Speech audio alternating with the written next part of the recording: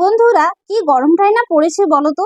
মনে হচ্ছে একেবারে প্রাণটাই নিয়ে নেবে। তাই গলার নলিকে একটু ভেজাতে আর শরীর ও মন দুটোকে একটু তাজা রাখতে বানিয়ে ফেললাম দুর্দান্ত এক জুস। এখানে আমি কিছু আঙ্গুরকে বেশ ভালোভাবে ধুয়ে পরিষ্কার করে নিয়েছি। এবার একটা জুসার জারের মধ্যে এই আঙ্গুরগুলোকে দিয়ে দিলাম। এবার এর মধ্যে দিয়ে দিচ্ছি 6-7 পিস মতো আইস কিউব, সামান্য পরিমাণে ভাজা জিরে গুঁড়ো, চাট মশলা আর বিট নুন। দিয়ে দিচ্ছি অর্ধেকটা পরিমাণে কাগজি লেবুর রস, 1 কাপ পরিমাণে ঠান্ডা ঠান্ডা জল আর 1 টেবিল চামচ চিনি দিয়ে এটা আমি ঘুরিয়ে নেব। এবার একটা প্লেটের মধ্যে দিয়ে দিচ্ছি সামান্য পরিমাণে বিট নুন আর সামান্য পরিমাণে কাশ্মীরি লাল লঙ্কা গুঁড়ো।